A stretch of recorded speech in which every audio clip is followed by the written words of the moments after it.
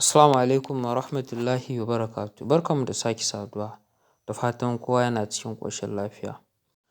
Wato a mafi yawancin lokuta abin da yake ƙalubalantar mu musamman ga mu matasa, ko in ce waɗanda suke so su fara shiga harkar tech shine zaɓin fannin da ya kamata mutum ya koya, fannin da mutum ya kamata ya koya ya ƙware a kai.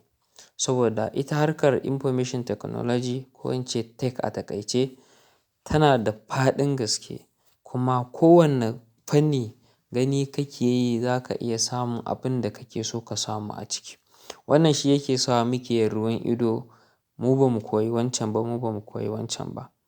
Domin magance wannan matsalar, na tsara videos masu kyau, masu muhimmanci, wanda za su kawo mana bayanai na yadda za mu zaɓi fannin da ya kamata mutum ya koya daidai da fahimtarsa da kuma ganewarsa da kuma kaifin basirarsa. Kamar yadda muka sani, harkar information technology wato IT fanni ne wanda yake da damammakin gaske.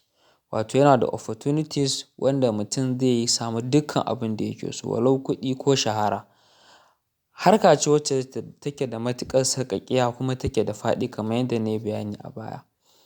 A fannin information technology muna da fanni kala-kala irin su data science, data analysis, cloud computing, software engineering, cyber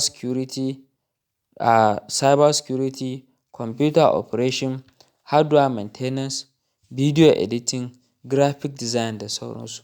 Waɗannan ɓangarorin da na lissafa ɓangarori ne masu matuƙar tsada a duniya, amma ka tantance ɓangaren da ya kamata ka koya daidai da basirarka, daidai da fikirarka da kuma fahimtarka yana da matuƙar wahala.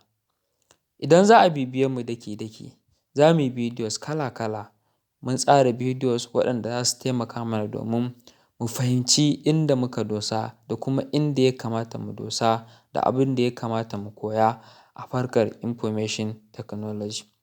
Kuma ga duk wanda yake so ya koyi kowane ɓangare ne, musamman ga waɗannan abubuwan da na lissafa, muna da mutane wanda za su koya ma walau kyauta ko kuma ka biya su, wanda za su koya ma da harshenka na Hausa kuma ka fahimta, za su guiding ɗinka from the beginning up to the end. Da fatan za a bibiye mu kuma za a samu ƙaruwa da abubuwan da za mu aiwatar. Na gode, sai anjima ku.